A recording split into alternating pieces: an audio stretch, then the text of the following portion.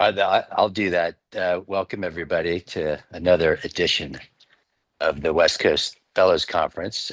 Phil Louie from Virginia Mason up in Seattle is going to give us a great talk today about all the trials and tribulations of spine surgery. So, without further ado, thank you, Phil, for doing this on behalf of SCSF and for all of us. Appreciate you. Awesome. Thanks for having me on today. Let me share my slides here. All right. Can you all see my screen? Yes. Yes. Perfect. All right. So yeah, Phil Louie here, ortho spine surgeon, sort of wrapping my fifth year up here in Seattle, Virginia Mason, and sort of a fun topic to give in dealing with patient complications as a young surgeon. This is not like a list of all my complications I've had, even in the past month or so. That'd be too long of a talk, but I sort of wanted to go through like the big picture of sort of how to compartmentalize and deal with these complications early in practice. For many of you fellows here, you probably have what 2 3 months left until you're like a real adult. You're not really spending your attending's credit card anymore. So those are my disclosures. None are relevant to this. And so I know many of you have heard complication talks in the past. This one's a little bit different. We're not just showing CSF leaks and screw malplacement and everything, but really talking about how to best think through them and grow and learn from them early on. Because at the end of the day, right, many of you have been in training this entire time. And at the end of the day, when you graduate, right, you never get to rotate off your own rotation. So right now you can have complications and then you can sort of hide from them when you rotate off, but yeah, you're never really off the rotation of your own self. So you got to learn to deal with them when they come. Because this is how I remember 5 years ago how I felt on my last day of fellowship, and then sort of this is like the first week of practice immediately. Life hits you pretty hard. And it's not just everything that's coming at you that's a little bit new and different than your training, but it's finally having to deal and bear the full responsibility for the patients that you're treating along the way, right? And before you know it, you're going to have these come at you really, really quickly, right? These CSF bombs that happen when you encounter a durotomy during a case, or these 3-level ACDS that everyone touts works well, and then it just sort of caves in a week later, despite your best efforts. And you learn sort of how to deal with these from a mechanistic standpoint in training because you've seen many of the complications your attendings have had. And believe me, they've had plenty and probably more than you've seen. But how do you sort of compartmentalize this in your head, and how do you deal with them, and how do you move on to the next case, right? Because at the end of the day, you need to remember, right, there's only two types of spine surgeons that don't have any complications, right? One, there are those that are lying to you. Two, those that aren't operating. And so for all the rest of us, right, we have learned that, as Benjamin Franklin has said it so astutely, an ounce of prevention is worth a pound of cure. But okay, so that may be true, right? We do everything we can to prevent infections and complications. But we live in a world where complications will happen even when the heaviest ounce of prevention. So how do we deal with them when they come about? And certainly early in practice, how do you deal with them? And so this is sort of what I was coming at earlier, just a couple minutes ago, is that we don't actually really learn how to deal with complications well in training, right? When you have, large and major complications that happen, the attendings don't often want the resident or the fellow to deal with, whatever that sticky situation may be.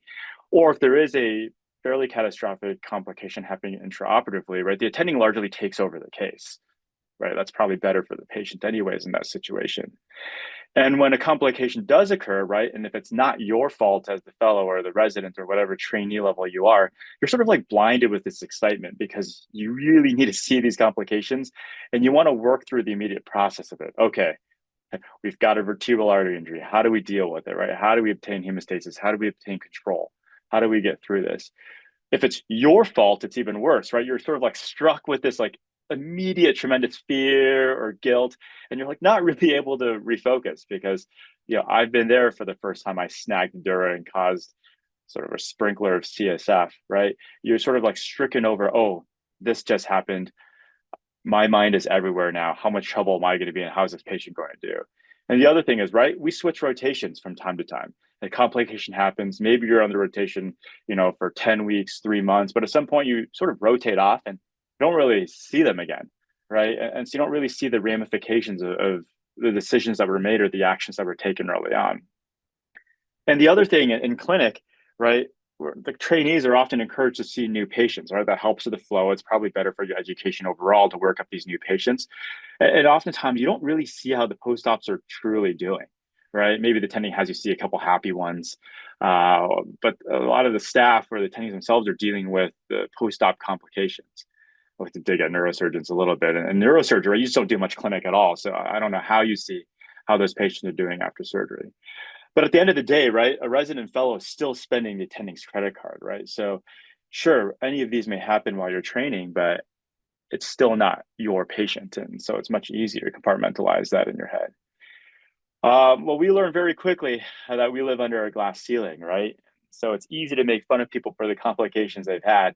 This is sort of a smattering of mine over a 6-month period that I grabbed. Just sort of spinal cord injury doing a disc replacement, which we're not quite sure why. There's a TLIF that rotated back, it's a little bit flat. Dura was crying on that one. We got an arterial injury during an ALIF exposure that resulted in a left leg ischemia incident in the 4-compartment fasciotomy, and then eventually transmit amputation. Everyone's had these 5-1 ALIFs that just sort of fracture right through the sacrum. Right? These happen to us all the time, no matter what we do to plan for them.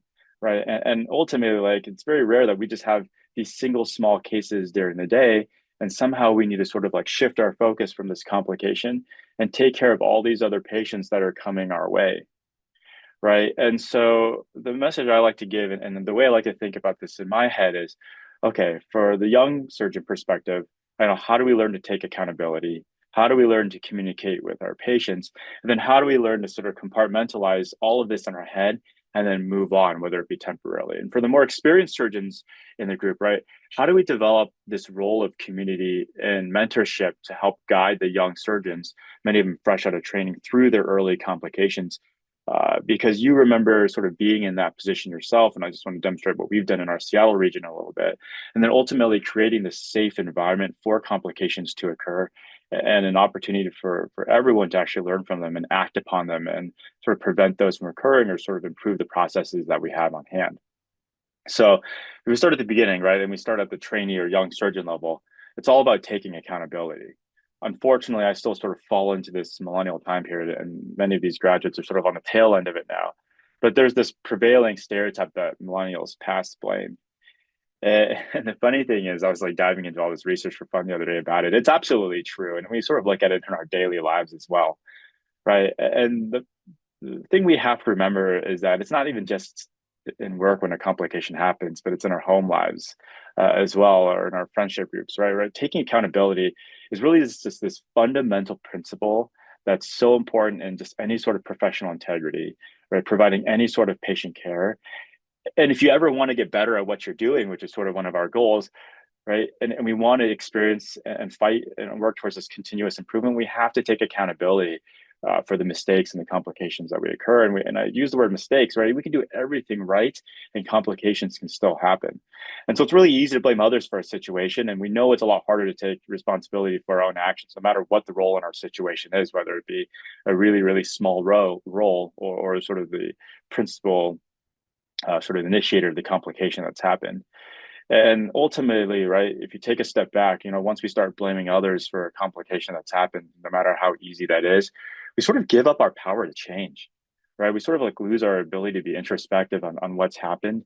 And if mistakes have been made and blame has been sort of thrown elsewhere, we really lost an opportunity and sort of the mental ability to change what's happened. Stephen Covey has written a couple of books, The 7 Habits of Highly Effective Individuals. And now here's this sort of his other book, which is still fairly old at this point, The 8th Habit. And he talks about how accountability breeds response ability, right? Essentially taking accountability allows you to actually respond to it and hopefully effectively sort of curtail these future complications that'll happen. And that's ultimately the goal when a complication occurs. Well, how about patient communication, right? Sure, as residents and fellows, we talk to a lot of patients and we feel like we're consenting patients, we're rounding on them all the time. And even ACGME, right, which is like the major governing body for a lot of our postgraduate education considers interpersonal skills and communication actually one of the 6 core competencies for completion of residency, right? And for the ACGME accredited fellowships, right, this also falls under that purview as well. But, the delivery of bad news and the discussion of complications is actually not explicitly included as a key communication skill in the education program. And so it's often one that is overlooked when dealing with and teaching the competencies for our education. And if you look all over medicine, right, outside of orthopedics or neurosurgery, and certainly spine surgery, right, people struggle with delivering bad news, right? It's 3/4, or even medical students in this study, 96% of students reported that they previously witnessed at least one occasion, but only half the students had a personal experience delivering bad news to family or patients themselves. So a lot of us, once we've started practice, really haven't had the practice, maybe a couple of times, but certainly not the repetitive repetitions of delivering bad news to our patients or to our colleagues and people around us. And the really, really, really important thing to remember is no matter how good of a smooth talker you are, and certainly some of us have that skill to have made it this far in life, like no communication strategy can compensate for poor indications, really bad decisions, and really poor surgical technique. Because as spine surgeons, this still underpins exactly what we're doing, right? We have to indicate well, we need to make good decisions, and we need to actually perform a surgically or technically sound surgery. But we still need to learn to show empathy. We got to be honest and clear with our patients, really explain the situation well to them. Really learn to discuss the next steps, because I think where patients complain the most in these situations in which complications can occur and where litigation often follows is that they feel as that there's like a lack of transparency in the decision making and what actually lies ahead. And just make sure you document the conversations, right? So it doesn't become a he said, she said, but it's like, hey, we had this conversation and we wrote it down. And so the next step becomes, well, how do you compartmentalize everything and then move on, right? I'm obviously a huge sports fan. And when we see it all the time in sports, right? Like the Mariners have had 2 decades of mediocrity. So we see our team strike out all the time or make an error, and we have to figure out, well, how do they sort of push that into the back of the head? And are they able to field the next ball that comes to them? Or when they face the next pitcher, how do they not strike out automatically? Or with golfers, right? We just saw Rory win the Masters after a decade of some difficulties. And how do you, once you miss a putt, an easy putt or a bad shot, right? You got to get that mindset right to make a good swing on your next shot. Obviously, a lot of us as amateur golfers really struggle with this. But we see these great baseball players, basketball players, and football players who repeatedly make mistakes in what they do. Sure, maybe it has a different ramification from the complications we're causing in the operating room or outside of the operating room. But sort of the principle remains the same, is that we have to get right back up and then we have to sort of do this again. So sort of when I thought about different strategies to approach that next surgery, once a complication has occurred and you have other surgeries that follow maybe that day or the next few days, this is sort of how I think about it, right? You need to acknowledge and process it, right? You don't just sort of like throw it off to the side, pass blame and move on, but you do need to like briefly process what happened, because you don't really want to carry these unresolved emotions into the next case. There's this whole sort of subset on meditation and mindfulness to try to maintain your focus and try to center your breathing. And as hokey pokey as that sounds at times, because we sort of have this like silent suffering during training, I think it really is important to learn to sort of find your center and focus when something bad like this happens. The debrief is also really important, right? With whatever time that is allowed, try to do a quick debrief with your team, right? So that everyone acknowledges what's happened. And then if there are immediate steps that can be taken and immediate actions to sort of prevent a recurrence, you want to deal with those right away. But then at the end of the day, I think it is important to sort of set aside time, sort of at the end of the day or week when things have calmed down a little bit, to reflect on the complication in a little bit more detail, whether this is formally writing things down or creating some sort of document that describes it. But I think at that point, it's always sort of address the lingering concerns you have without trying to affect your immediate performance, because the next thing we know, right, there's just another set of patients that are in front of us that we need to take care of. And it's important to maintain perspective, right? Because like complications are part of our practice. We're not like mechanics doing oil changes or fixing cars, right? Although that may be fun, right? We are human beings that are working on other human beings, and we just have to accept, no matter what we do, like this is part of our learning curve, and we just have to learn to manage the emotional impact of this over time. So I just want to quickly shift to the role of others in these last couple of minutes, and what our older gray-haired colleagues can help us with over time. And here in sort of the Seattle region, one of our stalwarts is Dr. Ted Wagner, who isn't operating anymore, although he still sees clinic from time to time. Um, and he had this idea that, you know, if surgeons got to meet each other face to face and spend time together, that they'd be far less likely to badmouth their colleagues and actually support their decisions and care and seek collaboration.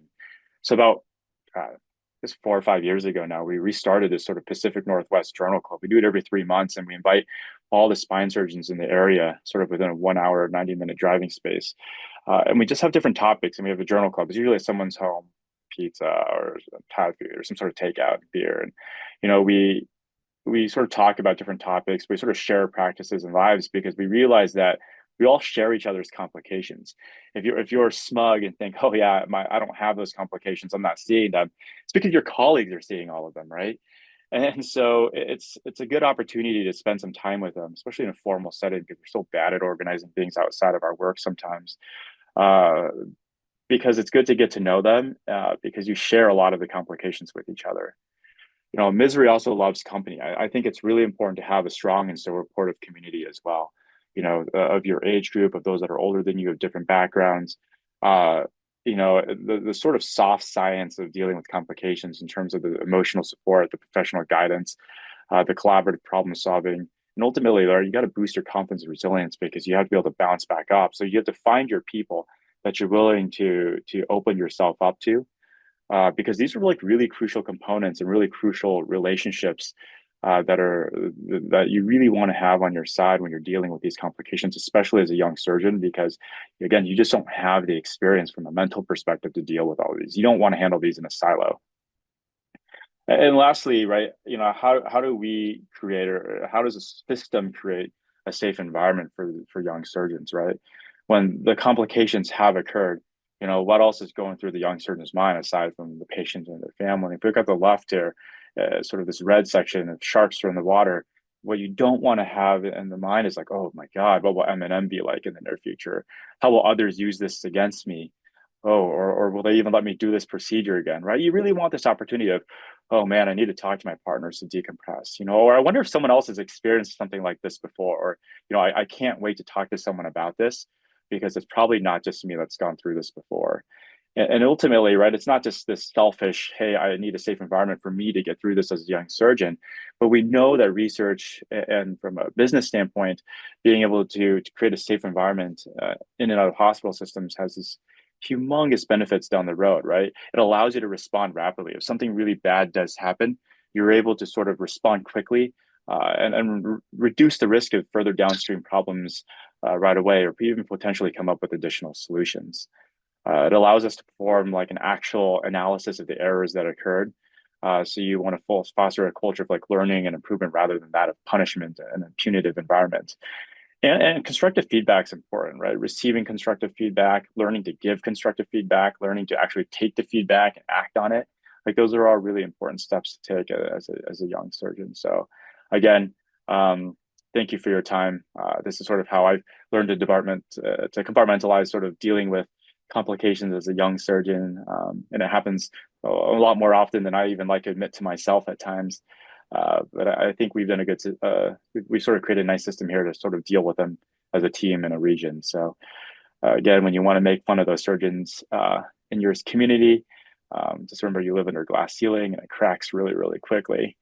And the next one could be yours. Thanks. I appreciate you, Phil. Thank you so much, buddy. Oh, hey, and you guys are mic working.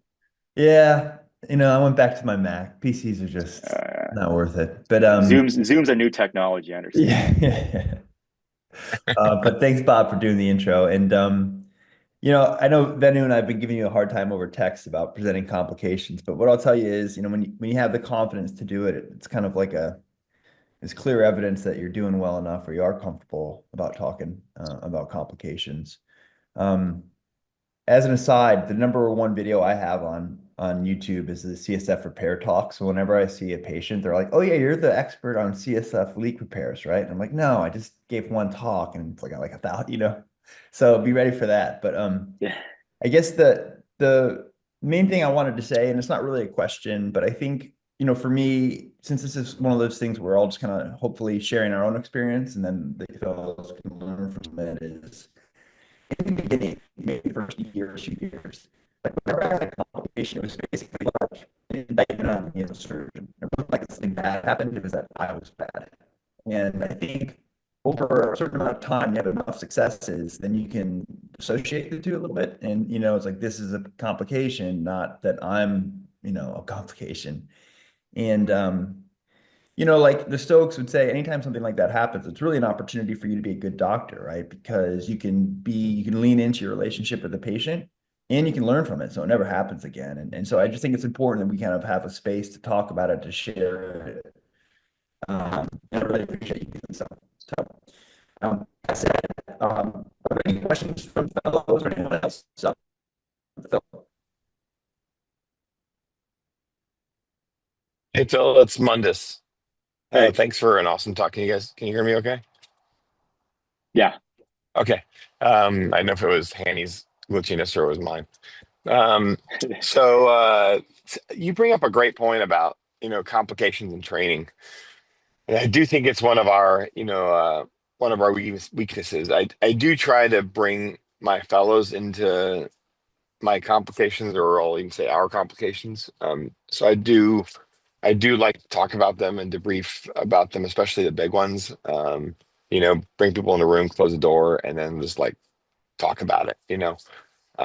But like from a training standpoint, like, do you have any insight or um, advice for the attendings and for the fellows and residents, like how to be more um, engaging as a team with the complication rather than, all right, the attending takes over.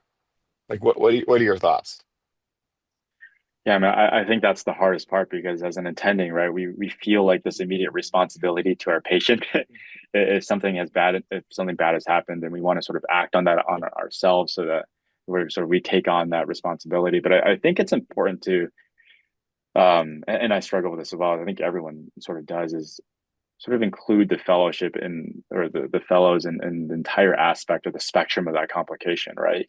So they're not just, hey, a trainee in this situation, but they're sort of part of the medical team that's got to deal with it.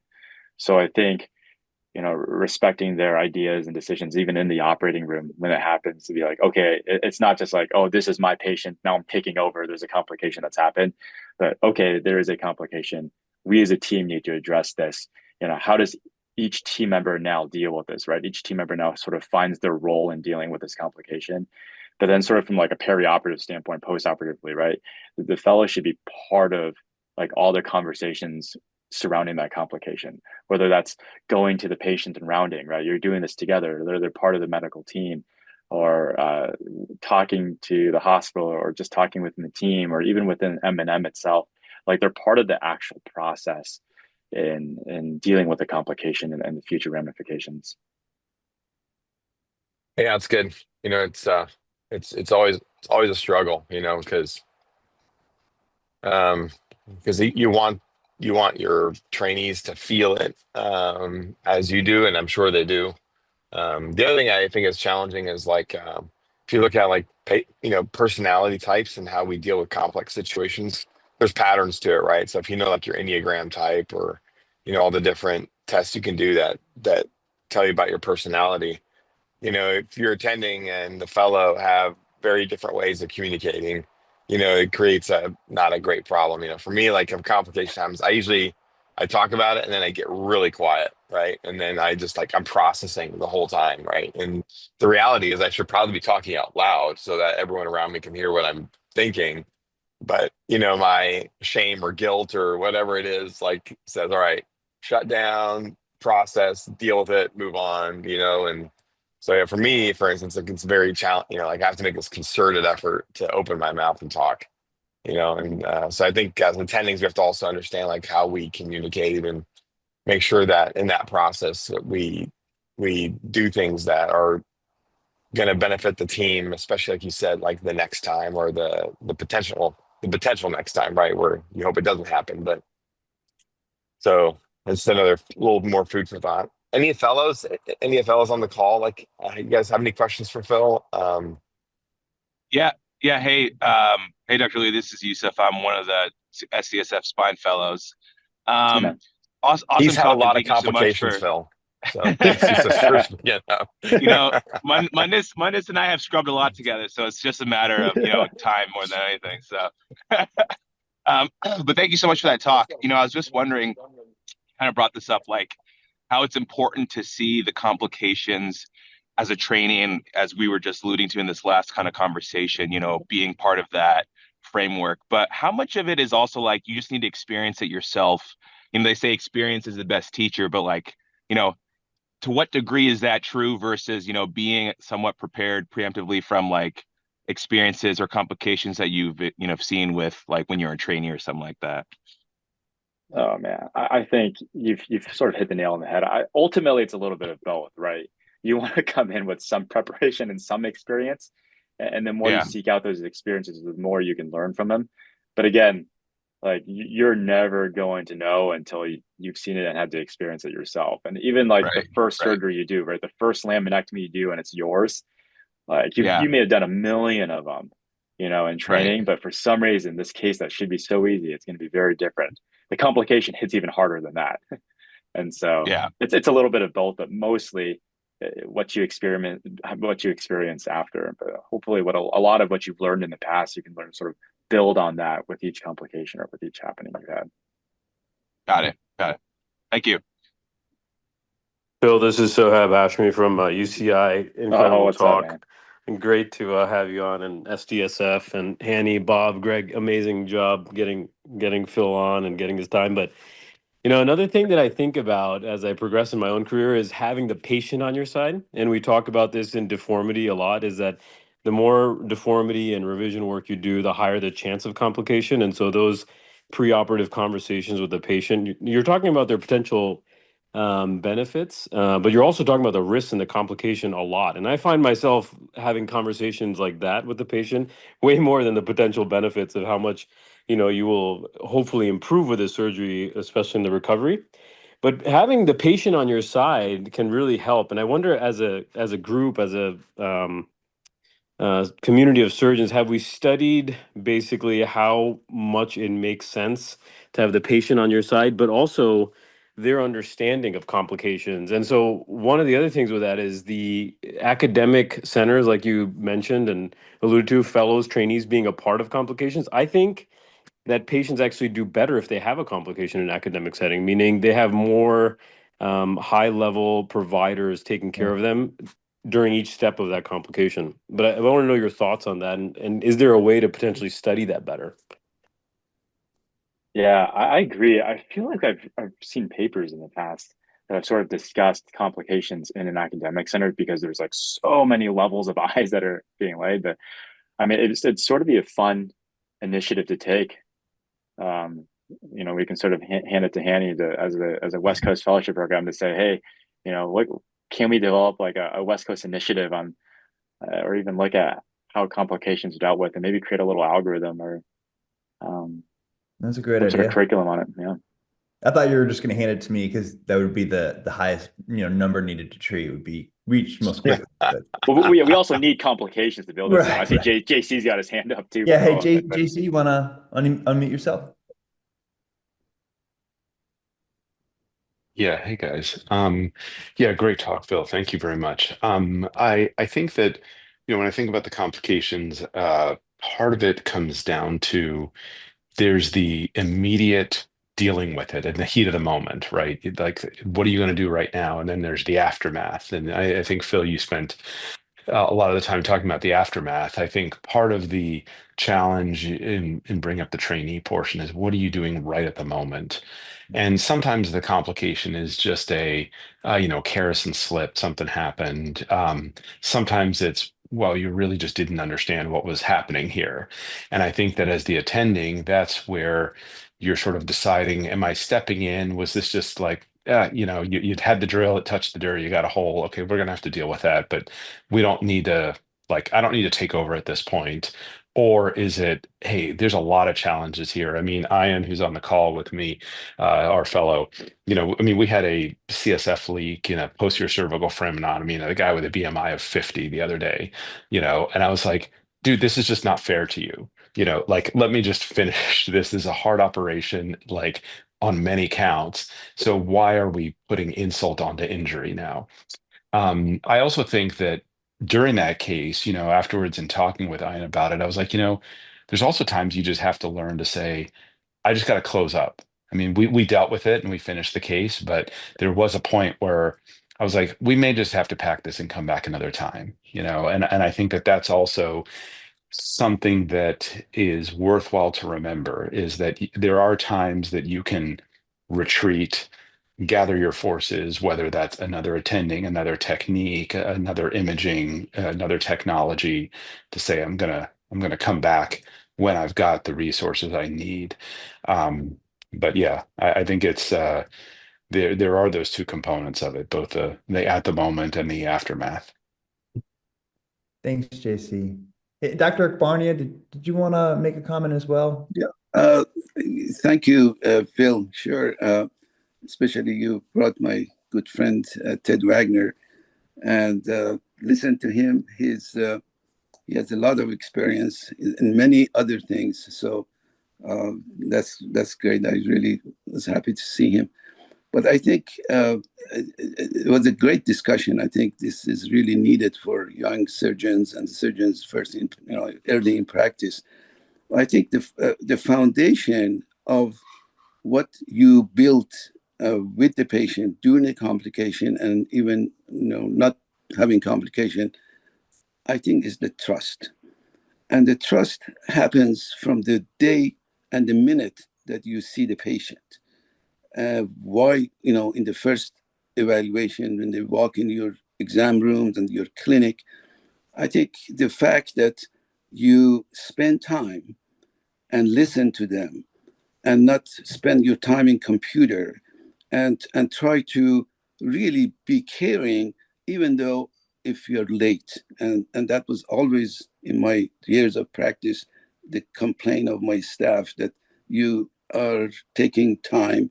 And when I went to the examining room, I forgot everything was going on in the waiting room. And each patient, if you treat them the same, they rarely complain. But if you did build that trust, no matter what happens, as someone said now, the patient will be on your side. And there were patients who have complications that brought bouquet of flowers, then after that too, because they knew that you're honest with them, you trust them, you do your best. And I think it would help a lot if you just use that in every patient. I know it's difficult now these days, but try your best. Thanks, Dr. Barnia. And Well, as it's I 7:07. can Oh, totally sorry, Greg. echo a doctor. If it's one last comment, sorry, Annie. No. I echo what Dr. A said, especially being in clinic with him for a year. We never ran on time. But every patient felt loved when they left. Every single patient, and it's a huge take home. Real quick on the comment that was made about if there's been any studies. Chris Ames has done a pretty nice job of trying to understand what patients hear versus what is being said. Of the written documents, about 20% is perceived, and of what's actually talked in the clinic, about 10% is remembered. And you have to remember, when patients are making decisions for having big surgery, they are not focused on what's going to go bad. That is a physician-oriented thing. You are doing CYA, you want to make sure they have an understanding. The patients don't care about that stuff at that point. They need to feel better, and so they're really focused on, hey, everything's going to go fine. And that's where the informed consent process is biased and broken. But I don't think it can ever be changed, because the scenarios are obviously really difficult with these patients making these hard decisions. But being honest about it, giving them something in writing is better than talking about it. I think you should do both. So I do both. But it hasn't been studied, and I think it would be very interesting to look at what happens at maybe this academic versus private. I think at the end of the day, Dr. A's point is probably the most important, which is the complications are handled best by surgeons that care. And so I think if you care, I don't think it matters where you are, you will find a way to get them help. And sometimes it means transferring them to an academic center, but sometimes you can get your local resources to help as well. And then one last comment, which is like complications is all about leading yourself and leading your team. I'm gonna give a shameless plug for a meeting in August. Bridging the Gap is happening in August. The focus of the meeting is leadership, and it falls very much in line with what we're talking about here. There'll be young surgeon grants. Oh, there we go. Oh, nice. I love it. There's young surgeon grants available. There's a QR code if you guys want to snap that. But we'd love to have you guys there. It's really it'll be an impactful a meeting. There's young surgeons speaking, older surgeons speaking, non-surgeons speaking, and it's really all about how to lead your teams and how to lead yourself through a lot of these complex situations. So, all right, there's my shameless plug. Thanks, Greg. All right, well, it's 10 after, so we'll wrap it up, but really appreciate you, Phil. Awesome job. And thanks for being, a little bit vulnerable and sharing. And then a plug for our next session with Dr. Ray, who's going to talk to us about some of the pearls of the T-lift. So have an awesome weekend, everybody, and see you soon.